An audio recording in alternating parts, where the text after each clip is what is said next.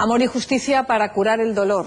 Muy buenas noches, bienvenidos a Los Reporteros. Ese es el mensaje de la familia de una de las víctimas mortales españolas de los atentados de París. Una semana después del horror y sin recuperarnos aún del impacto, queremos profundizar en lo que ha significado este nuevo ataque a los cimientos de Europa. Se trata de un fenómeno tan complejo que es necesario analizarlo desde varios puntos de vista. ¿Por qué Francia esta vez y por qué desde dentro del propio país? Los autores de la masacre son jóvenes que se han criado en Occidente, que ha fallado en el sistema para que acaben convirtiéndose en terroristas. ¿Quién está detrás realmente de los atentados de Daesh? Y ahora, ¿cómo combatir el fanatismo sin dejar de respetar el sistema democrático de libertades y derechos? Planteamientos como estos hemos trasladado a expertos que nos ayudan a entender cómo hemos llegado a esta situación y qué podemos hacer para superarla. Amanece en París, el sábado 14 de noviembre de 2015. Empieza un nuevo día y también un nuevo tiempo para Francia entera. Las calles están casi desiertas y así permanecen durante toda la jornada. Una mezcla de dolor, desconcierto y rabia se apodera de quienes han vivido de cerca los atentados. Hoy me siento vacío. He estado mal durante toda la noche y he sentido la necesidad de venir aquí para intentar comprender lo que ha pasado.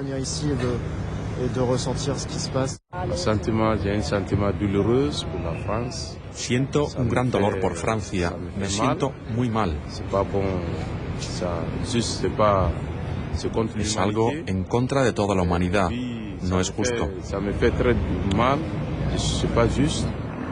Sentimientos compartidos también desde Andalucía. Afortunadamente no conozco amigos o familiares que han sufrido de los atentados de París. Pero quiero decir que yo soy un servidor público y yo soy sobre todo una francesa. Y cuando alguien golpea mi país, me siento golpeado y es casi una dolor personal.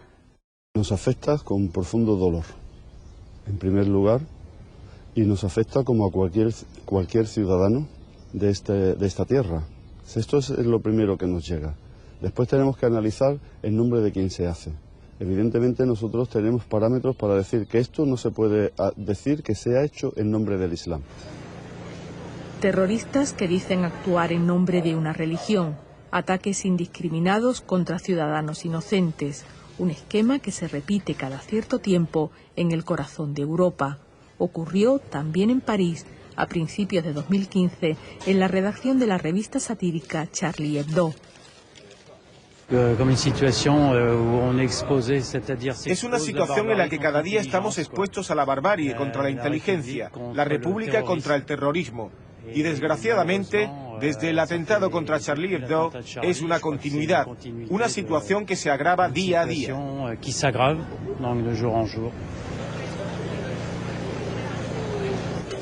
Es un país de valores. Los valores de libertad, de fraternidad, de igualdad. Es decir, que son valores muy ancianos y son valores democráticos. Ahora todos los países democráticos occidentales que comparten nuestros valores pueden ser en el punto de mira de los terroristas. No estamos inmersos en una guerra de civilizaciones porque esos asesinos no representan a nadie. Estamos en guerra con el terrorismo yihadista que amenaza al mundo entero, no solo a Francia.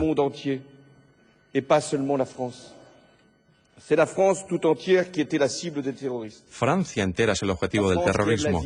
La Francia que ama la vida, la cultura, el deporte, la fiesta. La Francia sin distinción de colores, de orígenes, de caminos, de religión. La Francia que los asesinos quieren matar es la juventud, con toda su diversidad. En el momento en que realmente sufren algún tipo de golpe, algún tipo de revés, entonces la sociedad se une. Se vio ya en enero después de los atentados contra Charlie Hebdo y ahora se está volviendo a ver otra vez. que no es... De hecho, ahora es incluso distinto, porque hubo en enero hubo una cierta tendencia a la estigmatización de la comunidad musulmana frente al resto, porque era un ataque frente, bueno, pues a una revista, con lo cual a valores de libertad de expresión y tal. Aquí es distinto, porque han matado a gente indiscriminadamente, con lo cual realmente pues dentro de las víctimas hay musulmanes, dentro de las víctimas hay judíos, hay cristianos, hay ateos, evidentemente, hay de todo. Es toda la sociedad francesa la que está realmente amenazada. París y antes Londres. Y Madrid.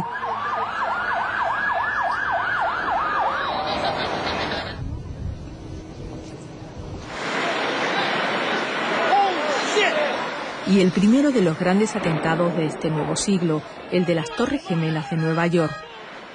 Amenaza internacional contra un país extranjero y de naturaleza yihadista, los casos más remotos casi que los encontramos ya en Argelia y en Francia, pero a escala masiva, con presencia global, quizás fue Al-Qaeda la organización que más claramente, después de los atentados de 2001 en Estados Unidos, marca un referente. Al-Qaeda y su máximo dirigente, Osama Bin Laden, el hombre que fue durante años el enemigo número 1 de Occidente. Su captura y muerte en 2011 no supuso, en contra de lo que se anunció entonces, la desaparición del mal. Al contrario, una maraña de nuevos grupos con nombres cambiantes ha ido surgiendo en diferentes lugares del mundo. Todos se dicen sus herederos.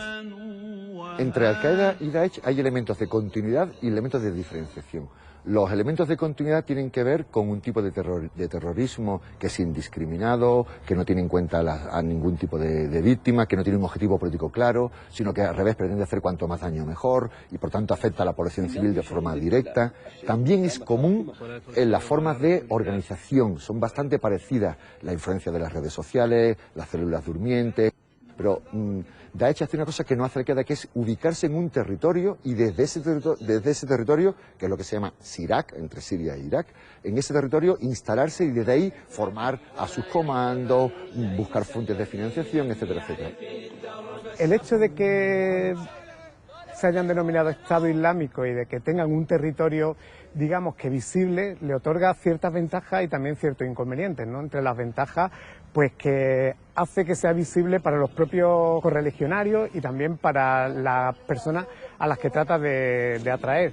Y la desventaja fundamental que tiene es que es visible y que, como ha sido el caso, puede ser bombardeado por la Fuerza Armada, en este caso francesa, ¿no? Afganistán, Irak, Libia, Siria, intervenciones militares de Occidente que, lejos de la paz y la seguridad prometidas, han provocado una larga espiral de violencia. En Siria había un dictador y lo que termina ocurriendo es que los países aliados, para derrocar al gobierno sirio, empiezan a apoyar a los insurgentes y le dan armas y le dan dinero, lo financian. Y en esa financiación lo que termina ocurriendo es que los grupos insurgentes se van emancipando, por decirlo de una forma, de los intereses occidentales, generando sus propios intereses y se convierten en el monstruo que tenemos hoy en día. Hace un año aproximadamente se formó una coalición de 8 países, entre ellos 4 eran árabes y 4 occidentales, para abrir una guerra aérea sobre Siria y acabar contra los principales emplazamientos de Estado Islámico. Actualmente de los países occidentales solo quedan 2, Estados Unidos y Francia. Por eso quizá este atentado último en París llama tanto la atención sobre el hecho de que pueda ser una respuesta, una revancha o una réplica.